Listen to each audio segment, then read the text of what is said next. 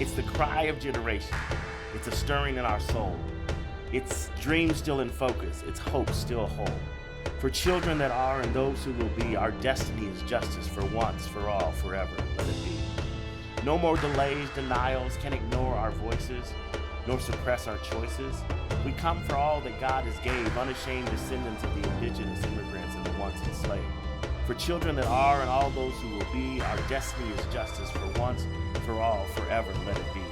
Liberation when we read, love when we lead, moving at the speed of student needs, pushing against the abundance of oppressive greed. For children that are and all those who will be, our destiny is justice for once, for all, forever. Let it be. So we're gonna have a chat just about justice. You're sitting at this chair because you are what we call a justice warrior, somebody who's been doing this work and continues to do this work. Not just, I think, in some of your many roles that you've done in life, but I think just your life. I think you have that DNA passed down to you from some great parents that I had a chance to know. And we're just talking about that work and what does it mean to be still fighting for justice? What does it mean to, can we realize it? And all that good stuff. But I think first is like, who are you? Like, Man, that's a big, I'm just deep, in therapy. Yeah. I'm just trying to figure it out. Like, who and how did you get here? Like, just, and you know, I know that's a lot, but Yeah. you know, how did you get to be Mary Sewell in the position that you're in right now in life? Wow. Well, I mean, other people, you know, I'm just formed by the people that I came from, my family, and then the people I've met along the way, like you. And I think one of the things I'm proudest of is I think I'm shaped by others, you know, and I'm always learning, and I see something I admire in someone else, and I'm immediately like, I could be that, I could be better, I could do that. And so She's got a mean three-pointer because she watched Steph Curry. Yeah, no, I taught Steph Curry. Yeah. I'm older than he is, Yeah. so yeah. So I think that's part of it, but definitely my family. I was thinking about this on the way over here. We had these narratives and stories that started before my parents, like from their parents and their grandparents, and those, now as I look back, I think those actually really gave me a sort of sense of duty and obligation, and also strength sometimes. Like, you know, my mom was a single mother. Her mom raised 7 kids on her own. Like, I think there was something about, like, when things are hard, you can acknowledge it, but you just have to keep moving. And I think in the fight for justice and change, it is really hard. And I've told this to my daughters, that I think they believe sometimes you're going to feel good, you know, when you're doing the right thing and the best thing. And it feels sometimes so hard, and you just have to know inside that it's the right thing, because no one's going to clap for you. No one's going to say thank you. But you do it because you know it's best for kids in our situation. So You and I have known each other 16 years now. I was like, I can't believe that our kids were like babies, like when we first met. Now they're, you know, they're young adults and changing the world and all this stuff. I want to start there because as I think sometimes, like in your public roles, people forget that you're a mother, right? And I think a lot of even our leaders of the civil rights movement, leaders of the women's suffrage movement, folks forgot that these leaders also had a very personal side to them, right? And so when you think about your girls, as a mom, how has that stirred your push for justice? Wow, that's a powerful question. I mean, obviously, I think we want to think beyond our kids a lot of times in our work, because, you know, especially me as like a middle-class white woman who's had a lot of privilege, like if I just focus on thinking about what's best for them, then I can forget sort of how the system created around them actually it has so much injustice. So I mean, I think what it does though is it grounds me in love, you know, and it grounds me when I think about other children that are growing and they're imperfect and they're figuring it out. Like everyone deserves chances to sort of make mistakes and stumble, and they either need their parents' love but they need like the community's love too, to kind of give them that space. And I'm so proud of my girls, and it's been not a straight line of, you know, I mean, I talk to these people who's like, you know, they're like, my kids have done X, Y, and Z, and I'm like, my kids are amazing humans, and they're getting there, and I want to give that grace to all kids. I think that's probably what they've taught me. And I think it's so amazing because, you know, you have been consistently that person since we've met. For most folks who don't know, we met both running for school board. Yeah. Mary had the honor of winning. I did not win. I had like 18 people should have won. Yeah, you did. It was like, they were trying to keep me out for sure. I know, it was not good. Yeah. But Mary, you did this crazy thing. I remember us first meeting at the old City Park. City Park that's golf exactly course. where I can envision you so clearly, and us meeting for the first time. And I was wearing a jean jacket. You were, and she was out. I was like, Mary Sue, like the earth stood still when Mary walked through. Yeah. But you got on the Denver School Board, and what shocked you first when it came to the injustices that you saw, the systemic injustices that you spoke about a little bit? What shocked you first? How those systems are just people, and how you have this idea of change is going to be like, you're going to point out the injustice and you're going to say this needs to be fixed, and then we're going to fix it because, like, of course, that's the right idea and the best idea. And people are just fragile, frail, imperfect. I'm speaking of myself too. And to change a system and to fix injustice, you have to change people. People have to change, and you have to be a voice for that. And I think I was just shocked. I think I thought it would just be because people want to do the right thing, and sometimes they don't know what that is. And so it's that same thing. If you can let them grow and be imperfect, and you can grow and be imperfect, and then that's actually the foundation and the building blocks of actually creating real systemic change. Powerful. Representative Bacon, we sat and talked with her, and she said that these systemic injustices are man-made. It's a quote that she said that just has stuck with me since the last few days. They're man-made, not God-made, she said. And so since they're man-made, they could be undone. Right. And I think it speaks to what you're saying, but I think what you add to that quote that she says, understanding we're imperfect, right? And so there is a lot of brokenness in our humanity that does need to be healed. There's a lot of ignorance that needs to be unlearned, right? That needs to be unlearned so that we can say, and I love, again, how you anchored it in even when you're with your girls, and I feel the same way about my kids. It's it's not just about them. I have to understand the impacts on everyone else, right? And that's hard sometimes, right? To get out of our silos and survival silos, as I call them, and say, hey, I want my kids to thrive, I want this, but it's also justice is everyone thriving, right? You had some fun times on the board. So fun. You had some, and how did you navigate, because you had to deal with that imperfect humanity on a board of 7, right? Which I think a lot of times you handled that with lots of grace, and then other times we had friendship calls afterwards, and I'm like, you can do it, stick with it. What was the biggest lesson you learned there? Is how do you navigate that with everything you just said? How did you navigate that with 7 people? Yeah. Oh, there are just so many different ways. I mean, I've talked to you about this before. I mean, first of all, you do have to go in and say, people want to be successful. They want to feel like they're making an impact. Everyone thinks the impact they're trying to make is good, and I think if you see it from that point of view, then you approach people differently. And so that was I think it was just that respect of, even when I disagree with people, it was one person, it was a little harder than the others. No names. No names. But I think generally it was just saying, okay, they want to feel successful. So how can I help them achieve that so that this meant something and they had an impact, and then how can we align those together?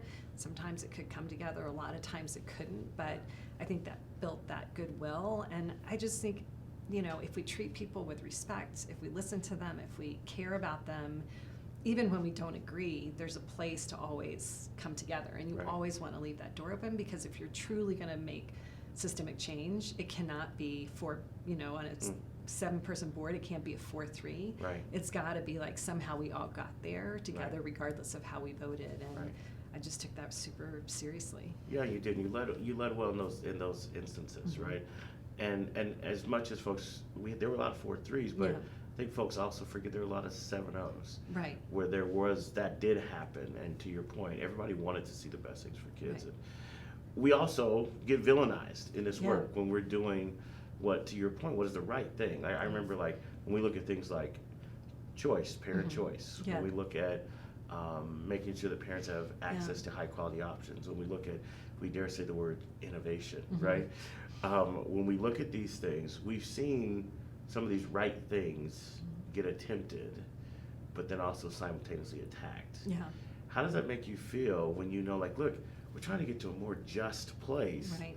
and these pathways to justice seem to be obstructed? Yeah. Like, how do you process that as a justice warrior? Wow, lots of different ways. One way, though, is, people make hard decisions. They do things, they take in the best information they can, they make a decision, and sometimes those decisions are just wrong. I have made wrong decisions that I, even then, probably had information I could have done things differently. I think when people entrench themselves and they identify with that decision, so therefore if they admit this was wrong or I could have done this differently, then they're wrong, Powerful. then they're bad. Right. And I think, part of that movement, both of self and of people and of systems, is that awareness, and the mistakes feel terrible because they're children. They impact children. Right. And so it's the hardest thing, I think, to be able to understand that, have that awareness, and move forward anyway. Yeah. So When you think about, and I love the vulnerability too, when you think about your commitment to justice, what's one decision that you'd say, oof, I wish I had that one back?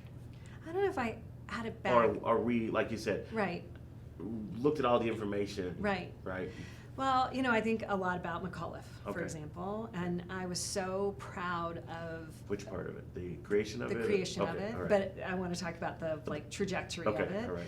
So the creation of it, though, we had Smiley, which my siblings went to Smiley Middle School, and but at that time it was empty. Families that had means were choicing out. They were going to Hill and other places. They weren't staying in their community, in their neighborhood. And so you basically had this iconic school that was empty and not serving kids well, the kids that were there. And so helping to create McAuliffe, and then starting it in Central Park, just across Quebec, and thinking we can bring this school into North Park Hill, that this can be a great school for all students. And I think especially in those early years, they did some really amazing things. It completely then segregated a community. It pushed out families, and that was never the intent. The intent the was families you're trying to retain. right. Yeah. We're trying to actually integrate it Right. and sort of bring the kids over from Central Park and sort of in that school, Yes. and then it got bigger and bigger, and then the property values went up because suddenly all these families wanted to be there, and higher income families, and it just, so I think that that humility or understanding that in a moment, maybe you can be successful. Maybe there's success for 4 or 5 years, but what happens year 7, year 10? Yeah. And how do we look ahead? So I think a lot about that decision and all the consequences I didn't anticipate when I was fighting so hard for that. That is, that's wisdom, right? That's to say, the long journey of justice, right? How do I ensure that this is not a momentary win when I need this to be generational wins, right?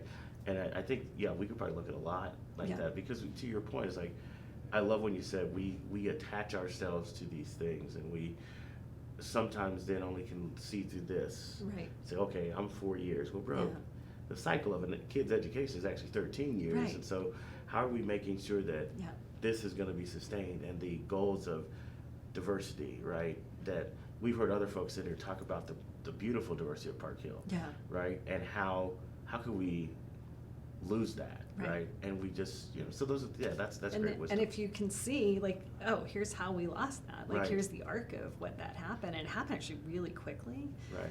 And I do think, watching families that would not give Smiley the time of day, 5 and 6 years later, saying, my kid should be here and these other kids should not be here. It was just holy, you don't even know what was going on 6 years. How can you not even know what you're saying? And it is heartbreaking, because then it's totally counter the justice that you're looking for. That's right. And it's it was a good decision, but there's so much more complexity to it. People, if they're not part of that decision, they don't know. And then and we I know we've talked about this so many times, like especially in education, as if you're involved as a parent, it is a baton you're holding, but Yes. also as an elected official or an advocacy a role, like we're holding a baton and we're going to pass it to someone else. We can't just pass the work. Right. You know, we actually have to The pass the history and the yes. values and the belief and the vision and the Yes. equity and all of that. I sometimes think we just hand off the work and not everything else. You know, if I was at DSST, I'd snap. Would you? That was Yeah. that was a good snap. This, I see all these people Yeah, doing I this mean, now. when you think about where we've seen things go in the last 16 years, I'm going to come to innovation, right? This was another. You know, we've gotten to mud. We fought for a lot of things that people we don't attach our names to all of it, right? But you think about the innovation push, right? And we think about some of the first innovation schools that sought this ability, and I still call it to be liberated from the bureaucracy that was in the way. Leaders, by design, it's leaders and teachers and families coming together to say, we are here on this campus. We understand these students better than anyone. Yeah. But the bureaucracy is telling us we can only serve them this way. Right. But we want to be able to move beyond the bureaucracy and serve them the best way. Right. Why would that be problematic? I don't know. Well, and this was a lesson, I think, in the fight for justice, too. It's actually the hardest things in your fight for justice are when you have to go against your friends, you know, and the people that you've worked with, you've been in the trenches with, like, and suddenly you're like, why aren't we seeing the world in the same way? Right. And it feels so much better just to be like, there must be something wrong in my head, Right. and to sort of just go along and agree, that's the danger zone. And I think innovation is an incredible example of that. People were okay with it to a certain point, right? When they saw that autonomy benefited their vision, so whether that was like, you know, from teachers union contracts, you know, like to that line, they weren't thinking about how they themselves were creating this system of oppression and a system where educators couldn't actually be free to really serve students and communities and families because they couldn't imagine they were the barrier and they were the problem. And that, you know, on the innovation side, I really learned that, like, and I lost, like, my friends, which by friends I mean the people I've been fighting so hard with to improve education. That was hard. It was brutal. I still have, you know, my therapist. Yeah. Still gets a lot of talk about innovation. I know. Well, you went through a couple, like, brutal things. But people all will. because of Mary. She, Thanks. you know. But I think that's the thing, is like you have to, I think the stamina, this was justice stamina, like, we know, I mean, we would hope as parents, now as a grandparent, right? I would hope that we would see some of this realized in the time for our kids and grandkids, right? And so I think that's why we both have stuck with it, because we understood. I love, again, all these great things that are coming from great people, I'm going to use them. I'm stealing we have to pass down more than just the work, right? That's huge, right? We have to pass down, like what you said, the hope, the history, and all of those kind of things to say, hey, it's not just the work, it is actually the mindset. The work will look different as we've learned. Like you're doing some amazing things, and you know, I heard you got a new documentary coming out. I'm excited about that. Yeah, you're going to come to the I'm premiere. Gonna, Okay, you know, January 22nd. I heard about it. Yesterday, and I think climate action, all these different things that you've been working on, still are justice-driven things. And again, say why aren't we there? Now you also, most folks don't know, you are trained lawyer, right? You're brilliant mind. What do you believe, Mary? Do you believe we've heard justice delayed is justice denied? Are we going to continue on this cycle of justice being delayed and therefore denied to the same communities? Or do you believe that through the work that you're doing and the work that we can all do together, that we can realize justice? Is there still hope in the heart of Mary Sewell? Oh, for sure. There's so much hope. But I don't know the answer to that question. I don't know if it's delayed or denied, and these are cycles and they're never ending. I don't know, but I know I have my role to play in this moment, and that's, I have to at least do that, you know? Like, I can't just think it's going to be solved without me, you know? And so that, I think, is the hope, is that we are going to make progress, and sometimes it is so discouraging. I mean, you've seen this, I've seen in your eyes sometimes just like the pain of that, you know, and it is really, it's hard to bounce back, but you do. Yeah. You get up again.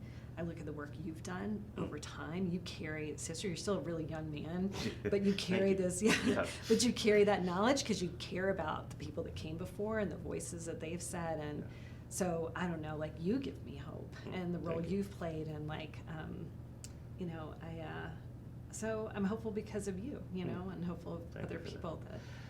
A story that most folks don't know is that there was, when we were at 900 grad, I was running the student board of education, so we got to go like the night before you guys' board meetings. And I put remember the grade report of a student, Darius Churchill, I say his name because I honor him because he was a young man who was killed in our community at 34th and York, right? At the time, he was a young man who had been systemically, socially promoted, came to us with no grade level skills at Manual after he left another high school in our district. Won't mention that, but he ended up killed, right? Because the options that were before him were limited. And I remember coming to you when we first got him and said, Mary, how is this possible? I remember leaving his grade report there.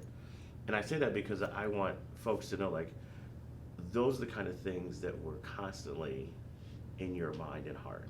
I know when you were making decisions for kids, I knew that you were thinking about those young people who we were failing.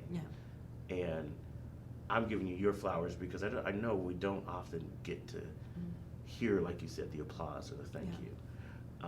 But that's what I'm saying to you. Thank you for being a justice warrior. Thank you for always, you know, when we've had our agreements, when we've had our disagreements, we've always pushed each other. There's always been respect. There's always been, like, knowing that, hey, we're both, sometimes we vented to each other because we were just frustrated that we weren't there yet. Right? And so I believe we can get there because I see the work you're doing. I see the things that you continue to push for. And I think justice can be realized in our time. We have to do things differently. So I think we have to continue to push. You know, can't do it the same way. It's got to be innovative. It's got to look at these young people now and say, hey guys, where have we failed them? How can we stop failing them? And to your point, it's got to be this. It's got to be everybody at the table versus this, because this doesn't work, and we've seen it. So I just want to say thank you.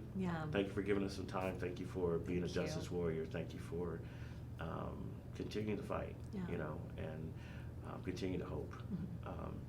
10 years from now, where are we going to be? Wow. Well, I hope at the maybe the new City Park clubhouse looking over, like, the city, you and I can, like, have tea or something. Or something stronger. Or something you can, okay, if you're up for that, I'm always up for that. No, but I think in 10 years that, I don't know, we're still here, but other people are also in these seats, and they're feeling that sense of responsibility and duty that you and I wake up every single day and feel, and that they're hopeful, you know, and they're doing, and we're learning from them, you know. People like Caleb, you know, so, I can join you 10 years from now. Okay, it's at not City that Park. far, It's not before we know it, we're like, oh my goodness. I'm gonna be 65. Yeah, you know. You'll just be 42. Thank you, I appreciate it. Thank you, Mary. Thank you. Appreciate Thanks, it. friend. Thank you for joining us this week on the Justice Cast. If you are moved and inspired by what you heard this week, we need you to do justice by doing 3 things. Number 1, like and share this episode with your friends and family and network. Number 2, sign and share the Do Justice Pledge. And 3, join us for an upcoming Do Justice action. You can find those listed on our website at www.faithbridgeco.org. That's www.faithbridgeco.org. Remember, the world we believe for is possible. Do justice. Thank you to Mary Sewell for being our guest this week. Thank you to our funders and sponsors. Join us next week when Vernon sits down with former Denver Public Schools board member Ann Rowe.